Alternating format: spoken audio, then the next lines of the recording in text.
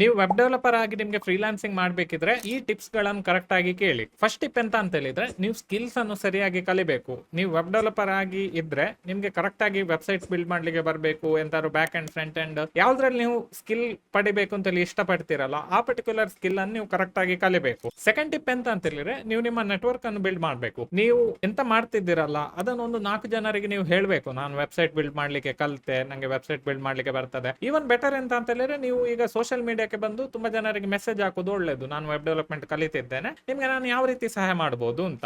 ಇಷ್ಟು ನೀವು ಮಾಡಿದ್ರೆ ಎಂತ ಆಗ್ತದೆ ಅಂತ ಹೇಳಿದ್ರೆ, ನಿಮ್ಮ ನೆಟ್ವರ್ಕ್ ಬಿಲ್ಡ್ ಆಗ್ಲಿಕ್ಕೆ ಸ್ಟಾರ್ಟ್ ಆಗ್ತದೆ. ಇದು ತುಂಬಾ ಇಂಪಾರ್ಟೆಂಟ್. ಥರ್ಡ್ ವಿಷಯ ಅಂತ ಹೇಳಿದ್ರೆ, ನೀವು ನಿಮ್ಮ ಪೋರ್ಟ್ಫೋಲಿಯೋನ ಕರೆಕ್ಟ್ ಆಗಿ ಕ್ರಿಯೇಟ್ ಮಾಡಬೇಕು. ನೀವು ಪ್ರಾಜೆಕ್ಟ್ ತುಂಬಾ ಬಿಲ್ಡ್ ಮಾಡಿರ್ತೀರಿ, ಬಟ್ ಆ ಪ್ರಾಜೆಕ್ಟ್ ಎಲ್ಲ ಪ್ರೊಡಕ್ಷನ್ ಲೆವೆಲ್ ಪ್ರಾಜೆಕ್ಟ್ ಆಗಿರುವುದಿಲ್ಲ. ನಿಮ್ಮ ಹತ್ರ ಇರುವ ಕೆಲವು ಪ್ರೊಡಕ್ಷನ್ ಲೆವೆಲ್ ಪ್ರಾಜೆಕ್ಟ್ ಅನ್ನು ಕರೆಕ್ಟ್ ಆಗಿ ನೀವು ಡಿಸೈಡ್ ಮಾಡಿ ಯಾವ್ದು ಹಾಕ್ತೀರಿ ಅಂತೇಳಿ, ಮತ್ತೆ ಒಂದು ಸಣ್ಣ ವೆಬ್ಸೈಟ್ ಕ್ರಿಯೇಟ್ ಮಾಡಿ ಆ ಪರ್ಟಿಕ್ಯುಲರ್ ವೆಬ್ಸೈಟ್ ಅಲ್ಲಿ ನಿಮ್ಮ ಪ್ರಾಜೆಕ್ಟ್ಸ್ ಗಳನ್ನು ಡಿಸ್ಪ್ಲೇ ಮಾಡಿಸಿ ಬಿಡಿ. ಇದೆಂತ ಆಗ್ತದೆ ಅಂತ ಹೇಳಿದ್ರೆ, ನೀವು ಫ್ರೀಲಾನ್ಸಿಂಗ್ ಟ್ರೈ ಮಾಡ್ತಿರುವಾಗ ನಿಮ್ಗೆ ಈ ಪರ್ಟಿಕ್ಯುಲರ್ ವೆಬ್ಸೈಟ್ ಲಿಂಕ್ ಕಳಿಸಿದ್ರು ಉಂಟಲ್ಲ, ಅವರಿಗೆ ನಿಮ್ಮ ಎಲ್ಲ ಡೀಟೇಲ್ಸ್ ಸಿಗ್ತದೆ, ಮತ್ತೆ ನೀವೆಂತೆಲ್ಲ ಬಿಲ್ಡ್ ಮಾಡಿದ್ದೀರಿ, ನಿಮ್ಮ ಸ್ಕಿಲ್ಸ್ ಎಂತ ಉಂಟು ಅದೆಲ್ಲ ವಿಷಯ ಸಹ ಅವ್ರಿಗೆ ಗೊತ್ತಾಗ್ತದೆ. ಸೊ ಅದರಿಂದ ನಿಮ್ಮ ಪೋರ್ಟ್ಫೋಲಿಯೋ ವೆಬ್ಸೈಟ್ ಉಂಟಲ್ಲ ಬಿಲ್ಡ್ ಮಾಡೋದು, ಇದೊಂದು ತುಂಬಾ ಇಂಪಾರ್ಟೆಂಟ್ ವಿಷಯ.